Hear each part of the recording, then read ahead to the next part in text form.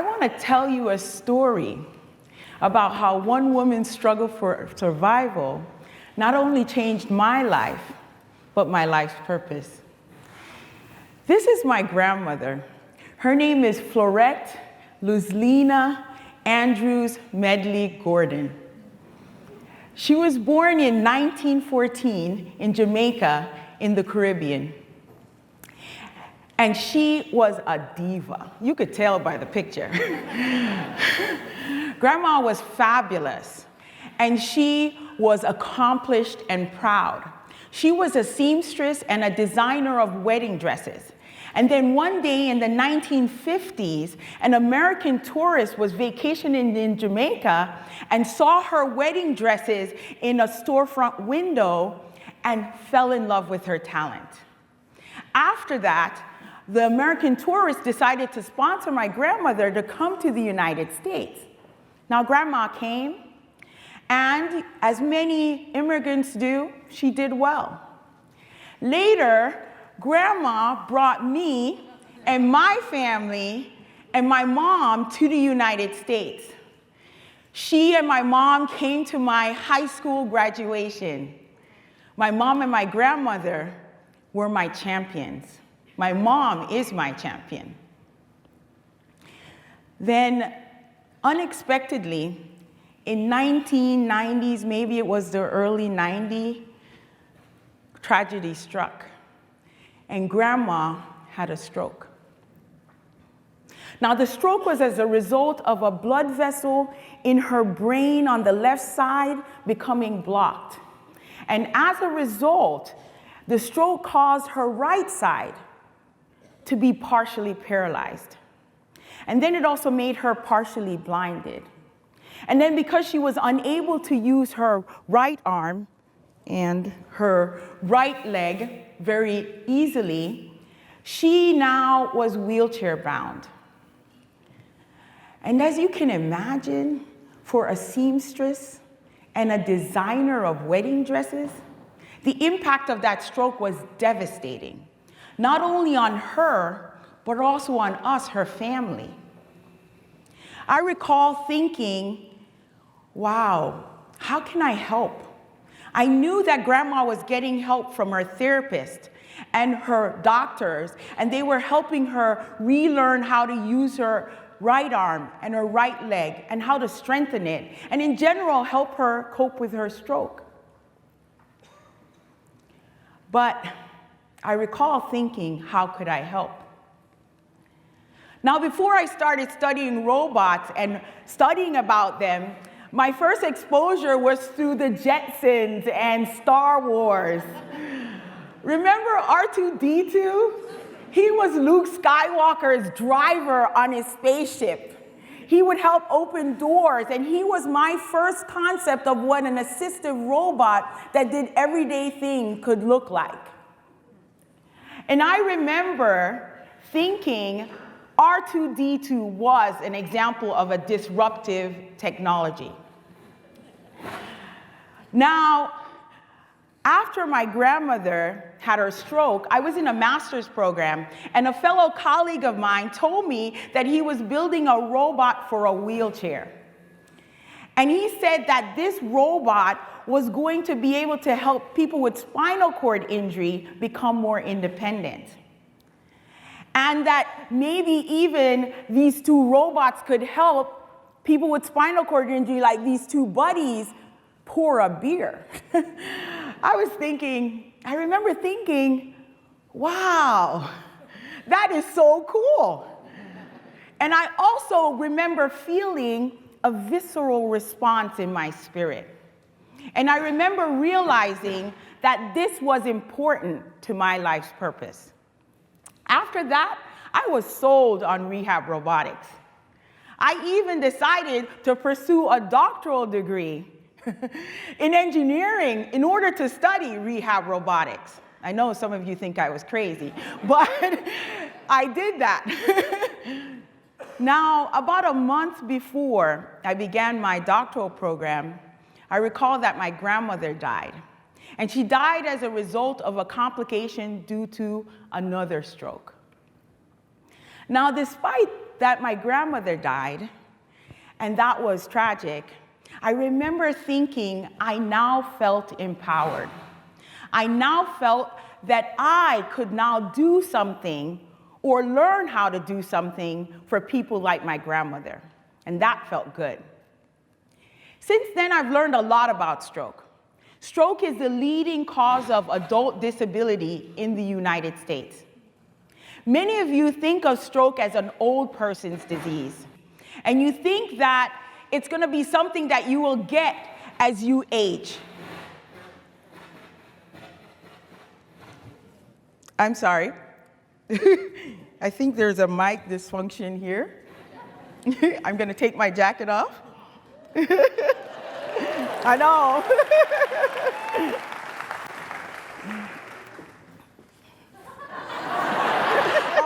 Thank you.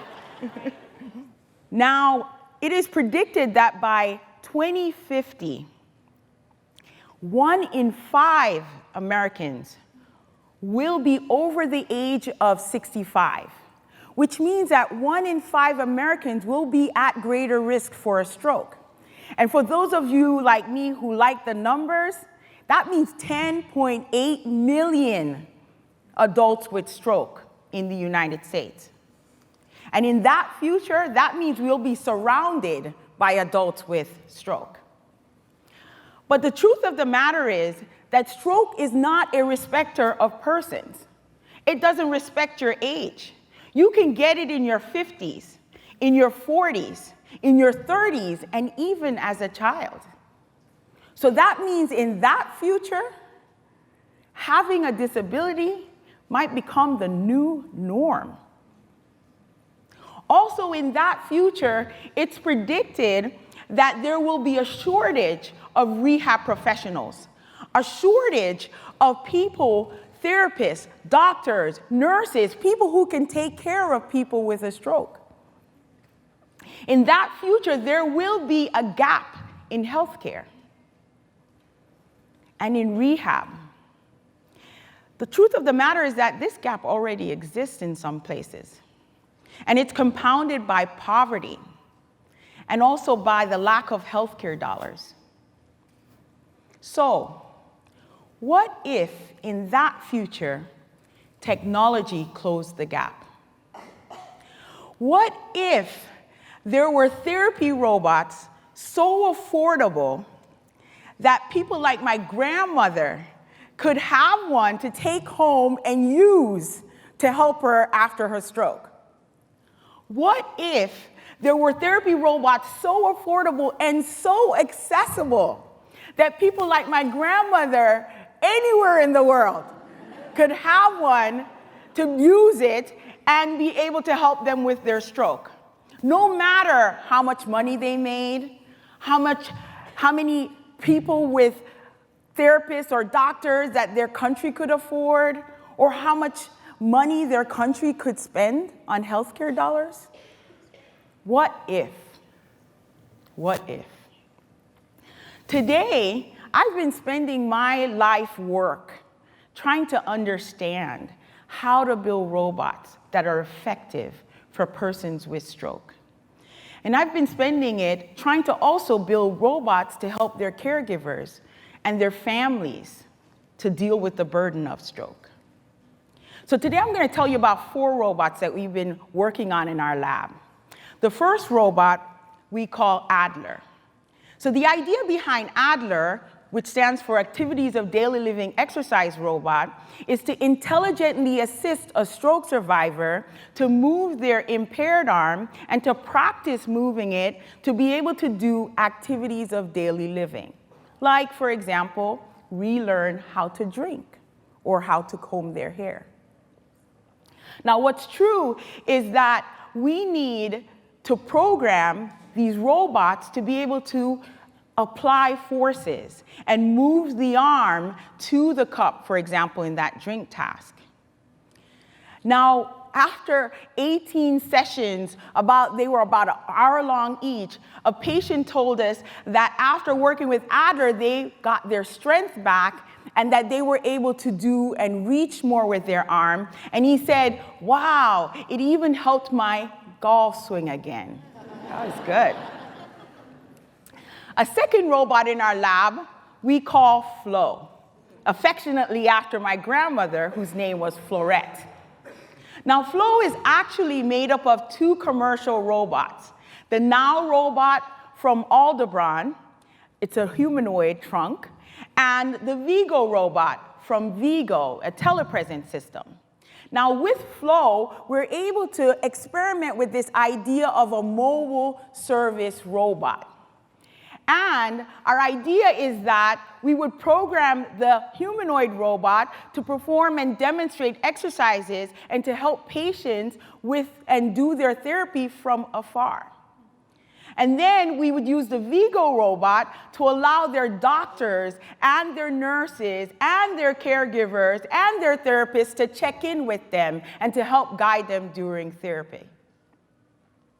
Now, when you think about Adler and you think about Flo, we were thinking about the US market. But the truth of the matter is that many of these robots are way too expensive to be used within the world. And remember that my goal was to allow and to build effective therapy robots that would maximize the impact of my rehab colleagues no matter where they lived in the world. If they lived in the US or in Jamaica where I was born, in Mexico, in India, in Botswana, in China, wherever. So that leads us to my third robot. So we have had to get really creative to think about how to build effective and affordable therapy robots. So we decided to experiment with that with TheraDrive. And the idea behind TheraDrive was that it would be fun for therapy. And we use games to allow the therapy to be fun. And we would make it low cost by using commercial joysticks and commercial wheels. And we would build simple custom robots to support the arm as people do therapy.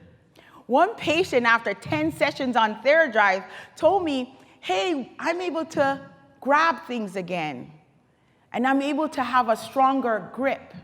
He also said that he could reach up behind his back now with his stroke arm and scratch his back. Now, many of you might think that's trivial, but for people with a stroke and for him, that was a big deal. Now, when you think about it, how do we do this in another country? And so we began in Mexico to experiment with a fourth concept. So we worked with our Mexican colleagues to build and develop a Mexican version of TheraDrive. And then we decided to take the Mexican version of TheraDrive and place it in a robotics suite with 5 other devices. And these devices were low-cost rehab technologies. So together, they formed a rehab robot gym. And the idea was that we would only need 1 rehab professional, 1 technician or an engineer. Depending, like me, you might prefer the engineer. But you would just need 1 clinician, 1 technician, and they could oversee this gym that was then located in 1 room where all the devices were together. After 24 sessions of using this system, everyone wanted to keep going. They were having fun using the different devices and playing the games.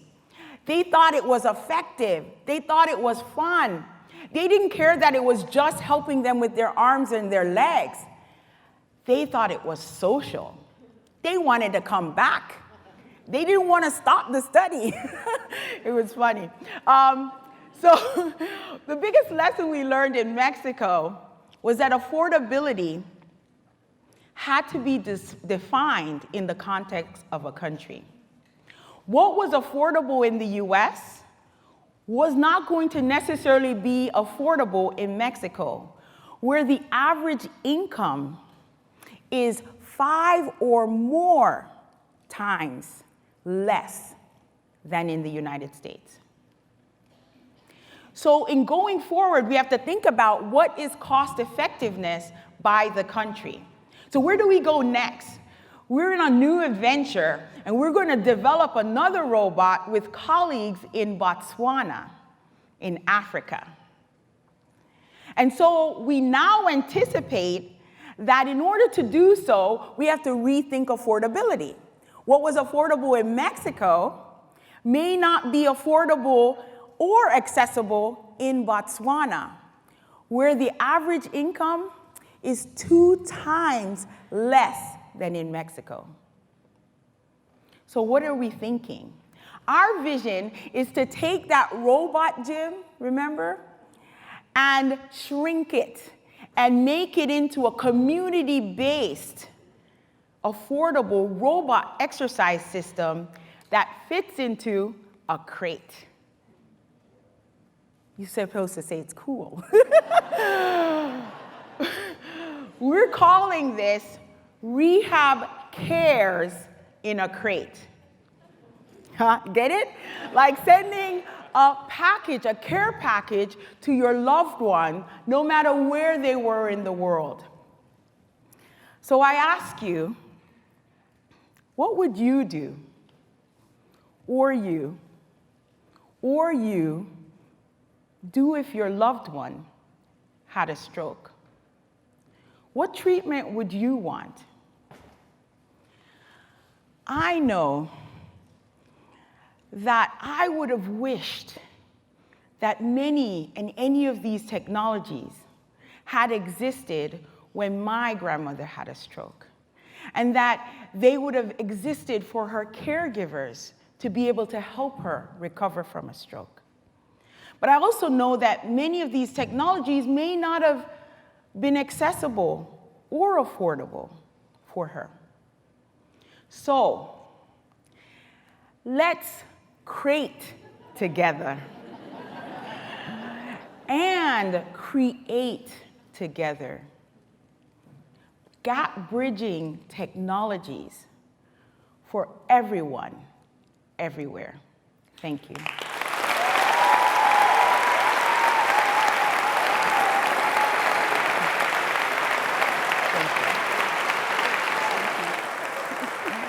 This is Flo.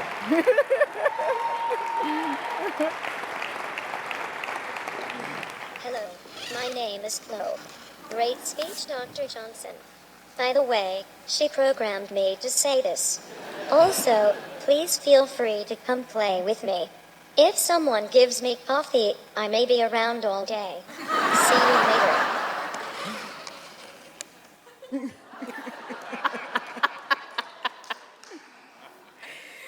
Michelle, how does it feel to see a dream come true? Feels really good. It's been good. And I think that my grandmother, and I know that my mom and my family are proud. Awesome. Thank you. Thank you for today. And thank you, Flo.